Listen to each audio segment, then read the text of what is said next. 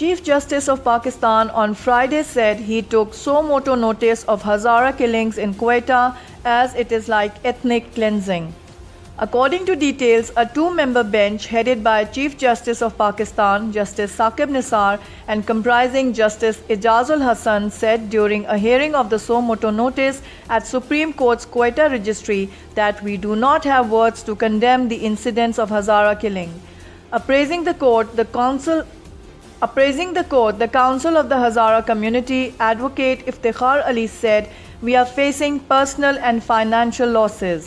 Members of the Hazara community are neither being given admissions in universities nor are they given business," the council added. Advocate Iftikhar Ali further said some members of the community were forced to migrate to Australia. Advocate Iftikhar Ali further said some members of the community were forced to migrate to Australia. One policeman martyred, 12 injured in Banu blast. One policeman was martyred and 12 sustained injuries in an explosion near a police vehicle in Banu. According to details, the blast occurred at General Bus Stand and also damaged 3 vehicles including a police van and minibus. 3 policemen were also among the injured and were shifted to District Headquarters Hospital for medical treatment. Police says that the bomb was planted in a motorcycle. The crime scene was sealed and further investigation has been initiated. Federal Minister for Finance, Revenue and Economic Affairs Miftah Ismail rejects proposal to cut petroleum levy. Federal Minister for Finance, Revenue and Economic Affairs Miftah Ismail has hinted at accepting an overwhelming majority of recommendations given by the Senate on the proposed budget, but refused to accept the demands to increase income tax rates and cut petroleum levies. Out of 48 general consensus recommendations that the Senate has given, the Finance Minister has indicated accepting about 42. The general recommendations would address most of the concerns of the opposition parties, in addition to accommodating the business interests of some of the senators. Name of caretaker Prime Minister to be announced on May 15th, Khurshid Shah. Prime Minister Shahid Khaqan Abbasi and opposition leader Khurshid Shah on Friday finally arrived at a consensus pertaining to the name of caretaker Prime Minister. Talking to media, Shah refused to reveal the name and said that the announcement will be made on May 15th. The name of caretaker PM is secure in my heart. I will not tell it to the media no matter how many times they ask, asserted Shah. Israel strikes Iranian targets in Syria after rocket fire.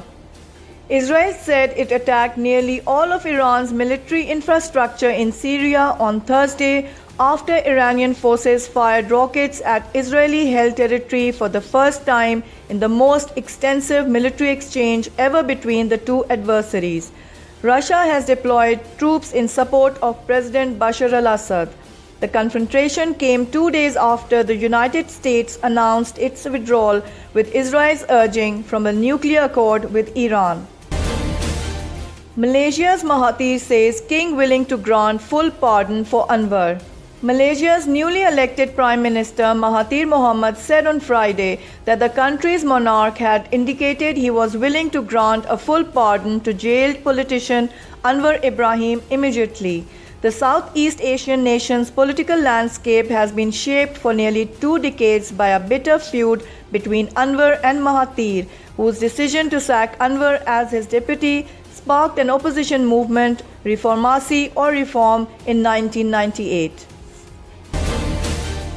Guatemala asks Sweden Venezuela to remove ambassadors over interference. Guatemala asked the governments of Sweden and Venezuela on Thursday to withdraw their ambassadors, accusing the diplomats of improperly interfering in domestic politics. Guatemalan President Jimmy Morales, who has been assailed by graft accusations against members of his family, has been at loggerheads with the United Nations-backed CICIG, a powerful anti-corruption body with broad international backing.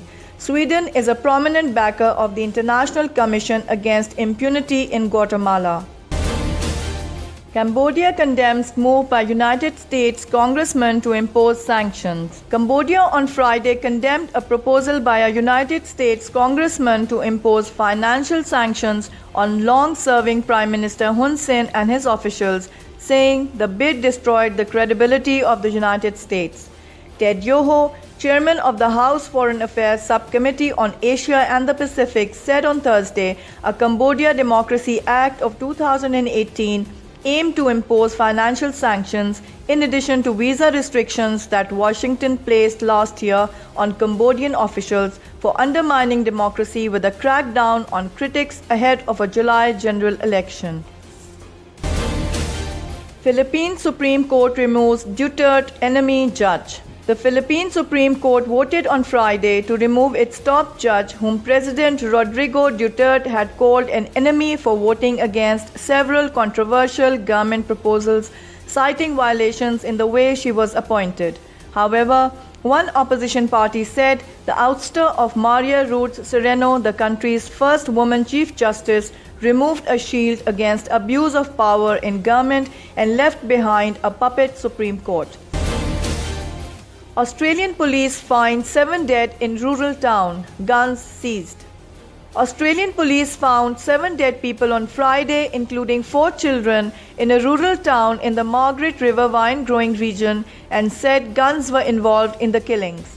The bodies of 4 children and 3 adults were found near a property in Osmington near the southwestern tip of Australia, Western Australia's Commissioner of Police, Chris Dawson, told a news conference. Federal Bureau of Revenue summons Pakistani actress Sabah Qamar on May 16th.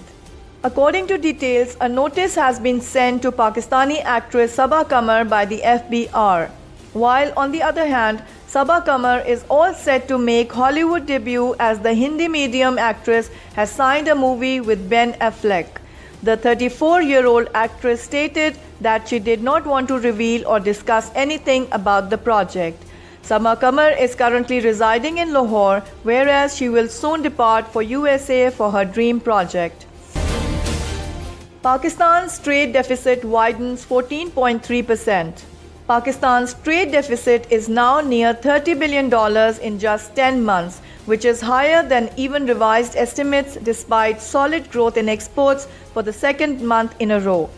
Pakistan exported goods worth $2.13 billion in April, a year-on-year increase of 18.7%, according to the Ministry of Commerce. The growth in exports came on the back of tax incentives and rupee devaluation.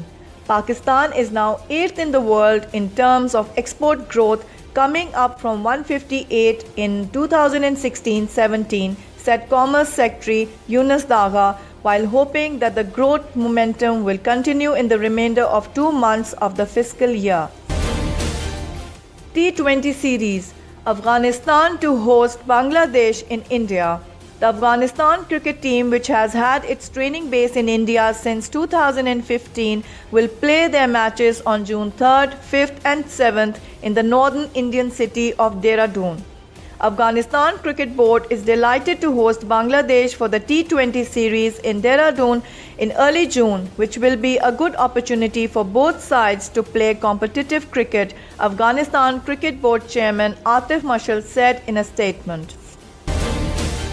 Weather. Mainly hot and dry weather is expected in most parts of the country. However, rain thunder shower with gusty winds is expected at few places in Quetta, Zob divisions and Fatah.